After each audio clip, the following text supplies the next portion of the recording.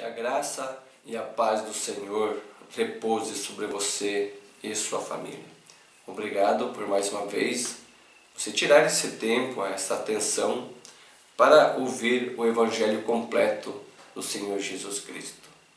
Eu quero ler hoje em São João do Evangelho, capítulo 3 e o versículo 14. Está escrito assim: E como Moisés levantou a serpente no deserto, assim importa que o Filho do Homem seja levantado, para que todo aquele que nele crê não pereça, mas tenha a vida eterna. Porque Deus amou o mundo de tal maneira que deu o seu Filho unigênito, para que todo aquele que nele crê não pereça, mas tenha a vida eterna. O que o Calvário significa para nós? Esta é uma pergunta que eu quero fazer diante de todos que estão me ouvindo agora. O que o Calvário significa para nós? Sabemos que esta escritura, Jesus Cristo estava falando com um príncipe, chamado Nicodemos, um príncipe dos sacerdotes, um homem criado em meio à religião, um homem que estava observando a lei e tentando viver pela lei. E ele foi ter com Jesus à noite. Ele sabia as obras que Jesus Cristo estava operando, não era apenas de homem, mas era Deus através dele. Eles reconheceram que Deus estava em Jesus de Nazaré. E sabemos que Jesus foi ungido de Deus, o Messias. Deus se fazendo carne, Deus conosco, se fazendo um parente redentor para trazer de volta o homem que tinha caído em pecado através de Adão, trazendo de volta ao companheirismo, trazendo de volta a Deus o que o homem tinha se perdido ali através de Adão. Sabemos que Adão pecou, caindo em transgressão, saindo detrás da palavra, descrendo da palavra, dando ouvido à sua esposa, ao seu arrazoamento, e junto com ela eles caíram em pecado. E quando a pessoa cai em pecado, então ele se afasta de Deus. Sabemos que Adão e Eva fugiram da presença de Deus no jardim, se esconderam de Deus, porque quando Deus vinha no entardecer para ter companheirismo com Deus, Deus viu e percebeu que eles tinham caído em pecado. E Deus começou a chamar por Adão: Adão, onde você está? Adão, onde você está? E Deus sabia onde estava Adão, mas queria que Adão se manifestasse, que Adão saísse de trás de onde ele tinha se escondido. Porque quando Adão e Eva pecaram, viram que estavam nus, viram o mal que eles tinham feito.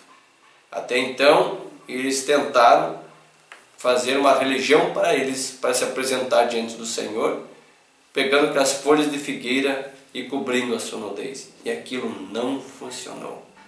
Quando eles vieram à presença do Senhor, aquela religião não teve eficácia. Deus pediu para Adão o que tinha acontecido. E Adão disse: esta mulher que tu me deste, ela fez com que eu caísse, ela fez com que eu transgredisse a sua palavra. Então Deus pediu a Eva: Eva, o que aconteceu? Por que fizeste isto? E ela disse: bom, foi a serpente que me enganou. Então Deus trouxe juízo sobre eles, e Deus pegou 2 cordeiros, tirou suas peles e cobriu Adão e Eva com a pele do cordeiro, e os dois foram julgados, porque Deus disse: do dia que desse fruto comerdes, certamente morrereis. Eles não morreram fisicamente, mas morreram espiritualmente, porque o pecado traz com o salário a morte. E Deus fez com que ele saísse do jardim, e tudo que Adão tinha em suas mãos, o título de propriedade de vida eterna, o título de propriedade da terra, e sabemos que Adão era um pequeno Deus. Adão governava a terra, governava o jardim, os animais, ele mesmo deu nome para os animais, e sabemos que ele perdeu tudo isso por ter saído detrás da palavra do Senhor. E sabemos que esse título de propriedade voltou ao dono original, que é o Deus Todo-Poderoso. E através de Cristo agora, querendo reconciliar de novo o mundo consigo mesmo, trazendo de volta esse título de propriedade a nós, a raça humana, que estávamos caídos em transgressão.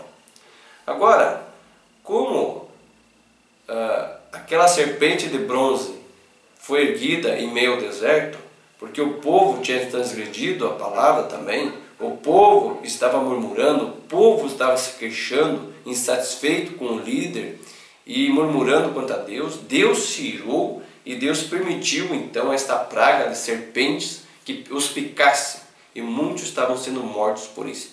Eles caíram em si, viram que estavam em pecado e pediram para que Moisés então falasse com Deus, porque eles estavam arrependidos e queriam que Deus tirasse aquela praga dentro deles.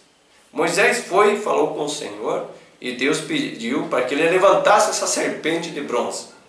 E bronze significa julgamento. Então Deus julgou aquele pecado. E Deus agora pediu que ele pegasse o bronze e formasse, modelasse essa serpente e levantasse sobre o madeiro. E todo judeu, todo hebreu que olhasse para essa serpente, crendo que o seu pecado já foi julgado, então ele não morria. Mas aquele veneno, aquela praga, não surtiria efeito sobre a sua vida. É um tipo perfeito de Jesus Cristo pendurado no madeiro, no Calvário, para que todo aquele que olhasse para ele e cresce, não com a fé intelectual, mas com a fé genuína nele, não perece, mas tem vida eterna. Todo aquele que se aproxima do Calvário por fé, mediante ao sacrifício, e aceita ele de todo o seu coração, aceita o perdão, o plano da redenção, ele consegue sim a remissão dos seus pecados. Eu quero ler nessa mensagem à perfeição, no parágrafo 39 a seguir, eu quero que você preste bem atenção na leitura, onde que o mensageiro desta era, William Marion Branham, ele fala sobre este assunto. Ele diz assim: e o homem não pode fazer isto em si mesmo. Ele é uma falha total. Deus lhe permitiu ver isto pela lei, pelos juízes e por todo o Antigo Testamento. Ele enviou os profetas, ele enviou o homem justo, e eles descobriram que cada um falhou. Então Deus, por sua graça soberana, enviou dos portais da glória seu Filho unigênito para tomar o nosso lugar. Lembre-se, se ele tivesse dito para o Papa de Roma tomá-lo, ele não poderia tê-lo feito. Se tivesse dito para o arcebispo de Canterbury fazê-lo, ele não poderia tê-lo feito. Se tivesse chamado o mais santo reverendo padre ou bispo do mundo, ele não poderia tê-lo feito. Ele teria sido tão rejeitado quanto Judas Iscariotes. Ele não poderia fazê-lo porque nasceu em pecado, foi formado em iniquidade e veio ao mundo falando mentiras e precisava da expiação por si. Claro, através de Adão, nascemos através do pecado, através do sexo, vindo ao mundo mentindo, né? E tantas concupiscências e iniquidades. Olha o parágrafo 42.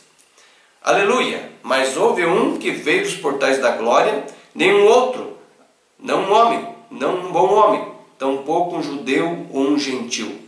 Ele não era nada menos do que o Deus Todo-Poderoso escondido em carne humana. Ele mesmo veio para oferecer seu próprio sangue, pois ele não veio pelo sexo. Sexo não teve nada a ver com isso. Mas ele fez sombra sobre uma virgem e produziu de uma célula de sangue que ele próprio criou, um inocente. E sabemos que sem derramamento de sangue não há remissão de nossos pecados. Tinha que ser através de sangue, mas não o sangue de um homem nascido através do sexo, mas tinha que ser o próprio sangue do Deus Todo-Poderoso, que veio através de uma virgem, né? Então, a minha salvação, a sua, esta noite, não depende dos méritos de nossas próprias ações, depende da graça soberana e positiva do Deus Todo-Poderoso que nos escolheu nele. Certamente, eu nunca poderia ser perfeito, tampouco vocês poderiam ser perfeitos.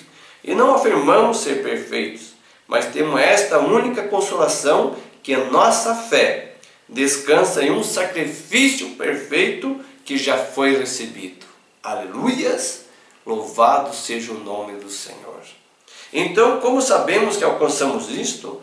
Quando o adorador, quando você, irmão, você que está me ouvindo, quando nós, quando o adorador colocar as mãos por fé, sobre o corpo do Senhor Jesus, e sente o terror do pecado, e o escarnecer do guspe na própria face, sente os gemidos do Getsemane, as agonias do Calvário, e sabe que é culpado. Nós temos que reconhecer que somos culpados, E confessa corretamente seus pecados, corretamente, com sinceridade, arrependido de alma, Ó bendito Senhor, sou culpado e não tenho nenhuma outra maneira que não tu para ajudar-me. E pela fé, tu estás convidando. O Espírito Santo veio e me convida a aceitar. E eu agora, pela fé, aceito Jesus como meu Salvador pessoal, aquela vida que emanou dele no Calvário, chamada Espírito Santo, a qual estava escondida na célula de sangue do Senhor Jesus, retorna ao adorador e o batiza com o Espírito Santo no corpo de Cristo. E sabemos que por um Espírito, esse é o Espírito do Senhor, por um Espírito somos batizados formando um corpo. E esse corpo é o corpo místico do Senhor Jesus Cristo. Esta é a família do Senhor. Esta família, que há uma família no céu com o seu nome, uma família aqui na terra, mediante este nome. E quando você nasce de novo, gerado pela palavra, e você, pelo um Espírito, você é batizado, você forma este corpo. Está vendo? E em Romanos capítulo 8, capítulo 1 em diante, sabemos que portanto agora nenhuma condenação há para aqueles que estão em Cristo Jesus, que não anda segundo as concupiscências da carne, mas segundo o Espírito do Senhor. Os que são nascidos de Deus são guiados pelo Senhor. Está vendo? Por Deus. Agora, se você está em Cristo, nova criatura você é. Quem tentará acusação contra os escolhidos do Senhor? É Deus quem justifica.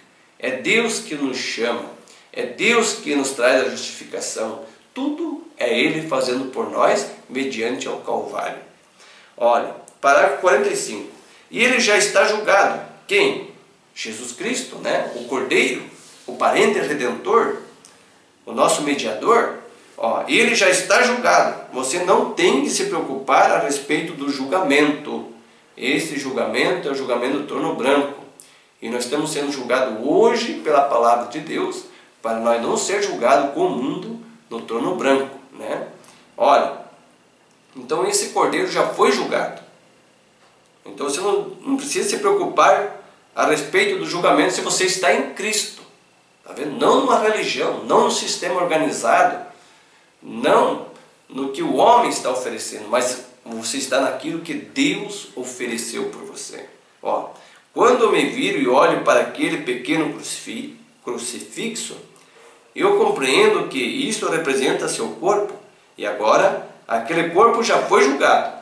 Deus não pode com justiça julgá-lo novamente, pois já está julgado. Deus derramou os juízos da morte sobre este corpo, e contanto que eu encontre uma maneira de me esconder nesse corpo, seu julgamento foi executado por mim e por você, e estamos livres. Amém? Romanos 8:1 disse: portanto agora nenhuma condenação há para os que estão em Cristo Jesus, que não andam segundo a carne, mas segundo o Espírito.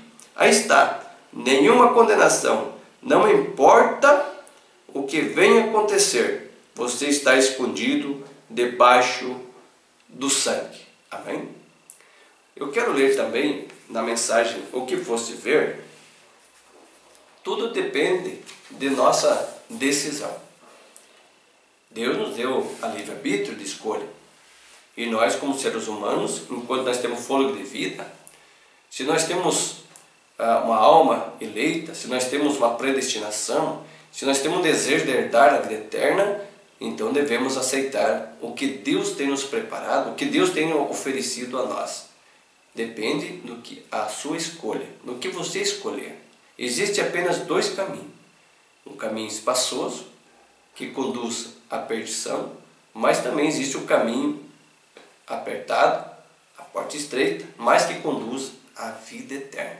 E depende de nossa escolha. Para que caminho queremos trilhar? Queremos vida eterna ou queremos o mundo? Está vendo? Agora, na mensagem que foste ver, no parágrafo 61, o nosso mensageiro, o profeta William Branham, ele pregou essa mensagem e diz assim: você não pode deixar de ser o que é, mesmo que seja pecador. Você não é responsável por ser pecador. Não somos responsáveis por ter nascido através do sexo em pecado. Não somos culpados por isto. Veja, você é responsável por continuar pecador. Há um caminho preparado para você. Mas quanto a ser pecador, você nasceu assim. Deus não o manda para o inferno por ser pecador. Deus o manda para o inferno porque você não se arrepende e aceita Cristo como seu Salvador. Você se recusa a tomar o caminho certo. Você manda a si mesmo para o tormento. Você manda sua própria alma para o seu destino eterno, com base no livre-arbítrio de suas próprias convicções. Deus não manda ninguém para o inferno. Ele nunca mandou e nunca mandará. Os homens mandam a si mesmo para o inferno, porque se recusam a aceitar o caminho da salvação. Deus não é. Ele é longânimo, ele não quer que ninguém se perca. Nunca quis. Mas os homens preferem caminhar nas trevas a caminhar em luz. A razão disto é que eles nascem nessa condição e não têm nenhum desejo de aceitar a luz. E mensageiros vêm de leste a oeste, de norte a sul, e levantam barricadas, culto de cânticos, testemunhos, pregação no caminho do pecador. E ele deliberadamente caminha através delas. Então diz que Deus é responsável, culpado. Deus é bom e cheio de misericórdia, e ele não gostaria de ninguém perdido. Mas o homem quer se perder porque é seu desejo. Ele se recusa a andar na luz. É isso o que o faz se perder. Está vendo? Muito bem. Então, depende da nossa escolha, a nossa decisão, o desejo que está em seu coração. Eu quero continuar lendo aqui em São João capítulo 3, no versículo 18 a seguir. Quem crê nele não é condenado, mas quem não crê já está condenado, porque não crê no nome do unigênito Filho de Deus. Está vendo? Mediante a fé que está na sua alma, você crer de todo o seu coração, não uma fé intelectual, apenas uma fé intelectual, mas uma fé genuína da sua alma. E quando você diz que crê, ali tem atitude. A tua atitude, os seus frutos realmente demonstram se você crê ou não. E a condenação é esta, que a luz veio ao mundo, Jesus Cristo, porque as suas obras, veio ao mundo, e os homens amaram mais as trevas do que a luz, porque as suas obras eram más. Porque todo aquele que faz o mal aborrece a luz, e não vem para a luz para que as suas obras não sejam reprovadas. Mas quem pratica a verdade vem para a luz, a fim de que suas obras sejam manifestas, porque são feitas em Deus. Quando Deus está em você, as suas obras é diferente da pessoa que não aceita a Deus, a Jesus Cristo. Eu quero ler aqui na mensagem, aquele dia no Calvário.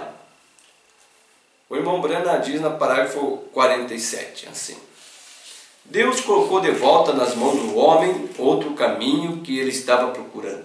Ele não tinha que chorar mais. Quando ele quebrou a espinha de Satanás ali no Calvário, a coluna do pecado, da enfermidade, isto traz cada ser mortal na terra de volta para a presença de Deus com os pecados perdoados. Aleluia! Nossos pecados estão perdoados.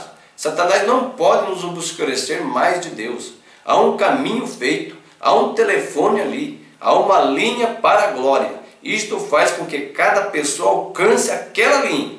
Se um homem está cheio de pecado, isto o deixou em contato com a velha central. Ele pode ser perdoado daquele pecado.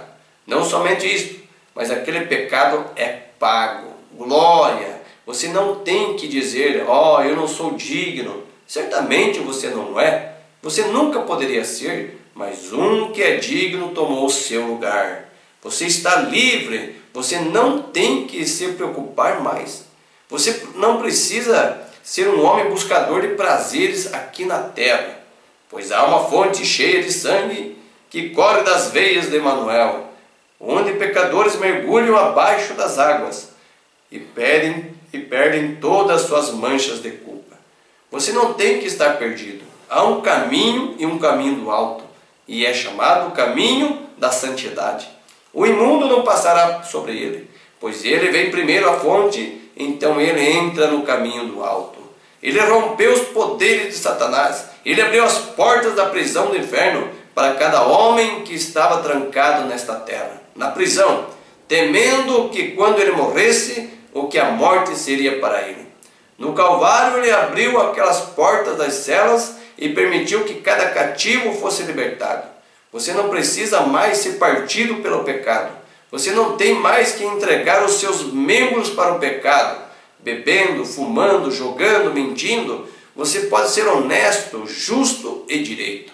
E Satanás nada pode fazer a respeito disso, porque você está seguro na linha, a linha da vida. Está ancorado na rocha das eras. Nada pode te abalar disto. Nenhum vento pode te abalar nisto. Nada. Nem mesmo a morte, ela mesma pode nos separar do amor de Deus que está em Cristo Jesus. Isto é o que o Calvário significa. Homens que estavam em cativeiro foram libertados. Homens que uma vez estavam sob o temor da morte, não podem mais temer a morte. Um homem que anseia por uma cidade cujo artífice e construtor é Deus. Ele pode andar no caminho do alto e erguer a sua face em direção ao céu, porque ele está livre. Aleluia! Ele está redimido. Ele não precisa se preocupar mais, pois há uma maneira de saber se você está certo ou não. Deus nos dá vida. Nossos pecados acabaram. Aquele dia no Calvário pagou o preço. Louvado seja o nome do Senhor. Jesus Cristo, o Deus Todo-Poderoso, foi a zero no Calvário. Ali levou sobre si todas as nossas transgressões e pecados, e por suas pisaduras nós já fomos sarados. Você que aceitou Jesus Cristo como seu Salvador, você foi livre através do sangue derramado de suas veias no Calvário. Por isso, fique firme na liberdade com que Cristo vos libertou. Não torneis vós a voltar à servidão do pecado. Eu quero ler, finalizando, um acontecimento que aconteceu na Suíça há muitos anos atrás, mas eu quero ler esse acontecimento, esse fato verídico, para que seja uma ajuda para você. Foi para mim e eu creio que será para você também. Na mensagem à perfeição, novamente, no parágrafo 86, o Branco toma um tipo natural para explicar o espiritual. Um dia lá na Suíça, quando o território da Suíça estava em jogo, o pequeno partido suíço tinha se reunido nos campos para defender sua economia. O grande exército se aproximando era grande demais para eles. Eles eram todos treinados, tinham grandes lanças e escudos. Os suíços não poderiam fazer nada a não ser desistir. Eles estavam encurralados contra uma montanha. Então houve um herói que se apresentou. Alguém tinha de morrer. E se eles perdessem a batalha? Eles não tinham nada a não ser velhas foices e pedras, varas com que lutar. Quando o exército se aproximando, parecia uma muralha. Se eles fossem tomados, suas pequenas e amáveis esposas seriam violentadas, suas jovenzinhas seriam violadas, seus bebês seriam mortos, a cabeça deles seriam estouradas, seus lares seriam destruídos, tudo estaria perdido. Então houve um homem cujo nome é muito rapidamente esquecido, chamado Arnold von Winckler. Ele avançou e disse: suíços, hoje dou a vida pela Suíça. Ele disse: pouco além da montanha adiante há uma casinha branca. Eu tenho uma esposa e 3 crianças esperando por mim, mas eles nunca mais me verão, porque neste dia eu dou a minha vida pela Suíça. E disseram: o que você vai fazer, Arnold von Winckler? Ele disse: sigam-me e façam o melhor que puderem com aquilo que têm para fazer. E ele olhou para o exército até que encontrou o maior número de lanças. Então levantou as mãos para o ar e correu em direção àquela grande muralha de lanças e gritou: abra um caminho para a liberdade, abra um caminho para a liberdade. E 100 lanças viraram para receber seu ataque. Ele abriu os braços para recebê-las em seu próprio peito, as quais o perfuraram. E ele morreu à ponta daquelas lanças. Aqueles suíços seguiram-no com achas e varas. Aquela grande demonstração de heroísmo debandou aquele exército a ponto dos suíços os expulsarem da terra. E eles nunca mais tiveram uma guerra desde então. Levante-se na Suíça e fale o nome de Arnold von Winckler. Vocês verão lágrimas correrem por suas faces. Por quê? Porque ele salvou a terra deles. Aquele foi um grande efeito heróico. Raramente poderá ser comparado e nunca foi excedido nessa terra. Mas isto foi uma coisa pequena em comparação com o que aconteceu um dia, quando a raça de Adão encontrou-se, demônios marchando de todos os lados, profetas tinham falhado, a lei tinha falhado, o sacrifício de touros e cordeiros tinha falhado, a natureza do homem tinha falhado, tudo mais. E a pequena raça de Adão encontrou-se derrotada, superada em número pelos demônios, superstições e doenças e enfermidades. Houve um que deu um passo à frente no céu e disse: hoje eu morrerei pela raça de Adão. Ele veio à terra e se fez carne. Ele olhou diretamente para o meio das lanças, onde parecia estar mais escuro. O mais escuro de todos os medos do homem era a morte. E ele tomou a morte em seu peito, e no Calvário ele pagou o sacrifício e gritou: abram a liberdade, abram caminho para a liberdade. E ele gritou para a sua igreja: ouça isso, igreja, você é a igreja, ouça, toma isto que eu vos tenho deixado, meu sangue, meu espírito, e lutem com o que quer que tenham. Nesta noite nós podemos conquistar através disso, amigo. Você pode afastar o diabo de você. Cada velho inimigo que está em sua vida pode ser afastado pelo sangue e pelo Espírito de Cristo. E você pode se encontrar perfeito em sua presença. Cristo abriu o caminho. Você poderia simplesmente levantar o braço a Ele agora e dizer: perdoa-me. Você pode fazer isso em sua casa agora, onde você está. Levantar o seu braço e aceitar Cristo como seu Salvador. Você que está me ouvindo, aceitar o perdão que Ele ofereceu por você no Calvário. Ele venceu Satanás no Calvário. Ele venceu as enfermidades que estão sobre o seu corpo. Apenas aceite isso em nome do Senhor Jesus Cristo. Eu vou orar junto com você neste momento. Senhor, Deus Todo-Poderoso, maravilhoso e eterno Deus, obrigado por aquele dia no Calvário, aonde o Senhor pagou o preço, aonde que nenhum ser humano podia pagar, nem todo o ouro do mundo, mas por seu sangue santo, o Senhor pagou a salvação em prol das nossas vidas. E nós aceitamos de bom grado o sacrifício, o perdão, o plano da redenção. E eu creio que por suas pisaduras no Calvário já fomos sarados. E aceitamos de bom grado a cura divina e o perdão e a vida eterna mediante a fé em Jesus Cristo, o teu Filho amado.